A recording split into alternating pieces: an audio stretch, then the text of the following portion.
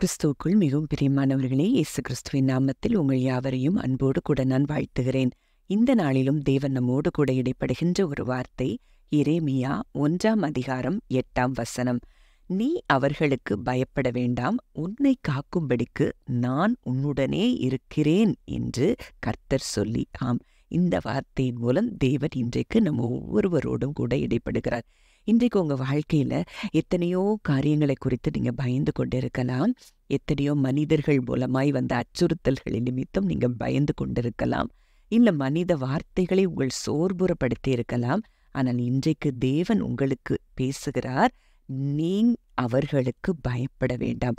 எந்த காரியத்தை குறித்து, ஒருவேளை அது மனிதர்களால் வந்த காரியங்களாயிருந்தாலும், இல்லை உங்கள் சூழ்நிலைகள், குடும்ப சூழ்நிலைகள் உங்களுக்கு எதிராக இருந்தாலும், எதை குறித்தும் பயப்பட வேண்டாம் என்று சொல்லி நம் தகப்பன் இன்றைக்கு நம்மோடு கூட இடைப்படுகின்றார்.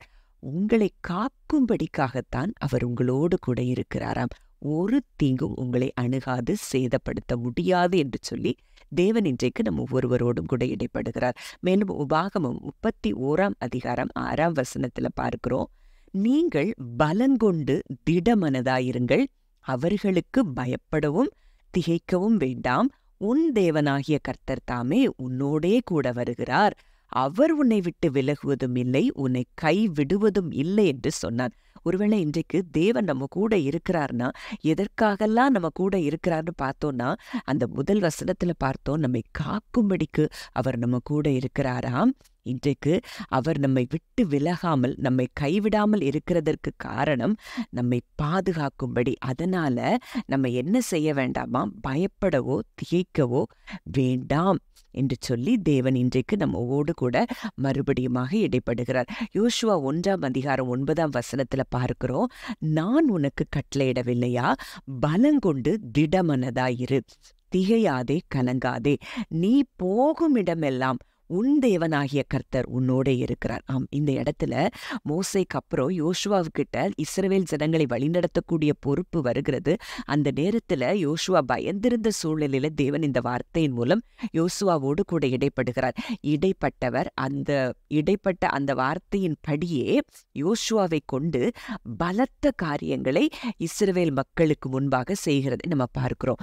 யோர்தானை பிரிக்கிறதும், மேலும் எரிகோ, அரணான அந்த எரிகோ கோட்டை 7 நாட்களுக்குள்ளே தகர்ந்து போகிறதும், இப்படிப்பட்ட காரியங்களை யோசுவாவின் மூலம் தேவன் செய்கிறதை நம்ம பார்க்கிறோம். அப்போ அவர் நம்ம கூட இருந்தார் அப்படின்னா நிச்சயம் நம்மளை காப்பார்.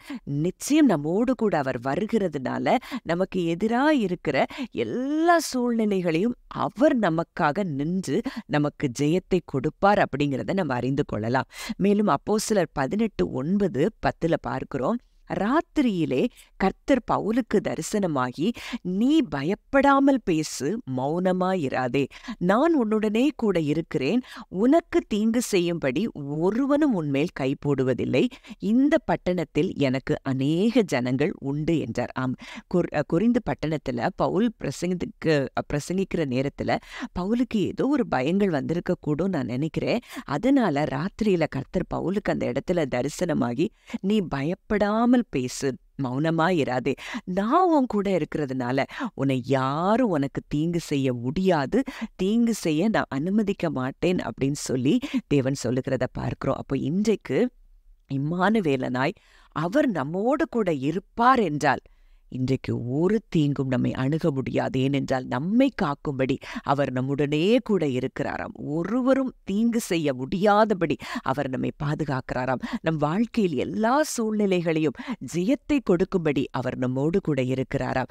மேலும் இந்த அப்போஸ்தலர் 18:11 பார்க்கிறோம், அவன் 1 வருஷமும் 6 மாதமும் அங்கே தங்கி தேவ வசனத்தை அவர்களுக்குள்ளே உபதேசம் பண்ணி கொண்டு வந்தான். ஆம், பவுல் அந்த தேவன் அந்த வார்த்தையின் மூலம் திடப்படுத்தின பிறகு 1 வருஷம் கொரிந்து பட்டணத்துல அங்கே பிரசங்கித்து அங்க அநேக மக்களை கிறிஸ்துவுக்கு பக்கத்துல அவர் திருப்பினதை நம்ம பார்க்கிறோம். அப்போ இன்றைக்கும் அதே தேவன் தான் நம்மோடு கூட இருக்கிறார். இம்மானுவேலன் நம்மோடு கூட இருக்கிறார் என்றால் நீங்கள் ஒரு காரியத்தை குறித்தும் கலங்க தேவையில்லை, பயப்பட தேவையில்லை, பலங்கொண்டு திடமனதாய் மாத்திரம் இருங்கள் என்று சொல்லி கர்த்தர் இன்றைக்கு உங்களோடு கூட இடைப்படுகிறார். ஜெபிக்கலாம்.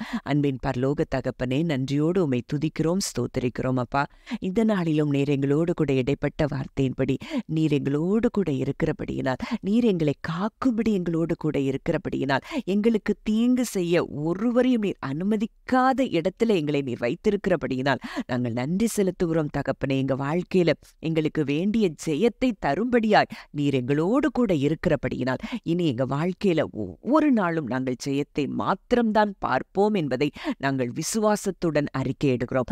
அப்பா, நாங்கள் வேதத்துல பார்க்கிறோம், நம்முடைய விசுவாசமே உலகத்தை ஜெயிக்கிற ஜெயம். இன்றைக்கு நாங்கள் விசுவாசிக்கிறோம், எங்கள் தகப்பன் எங்களோடு கூட இருந்து எங்களுடைய எல்லா சூழ்நிலைகளிலும் எங்களுக்கு ஜெயத்தை கொடுக்கிறீர் என்று விசுவாசிக்கிறோம். இயேசுவின் மூலம் கேட்கிறோம் ஜீவனுள்ள நல்ல பிதாவே, ஆமேன்.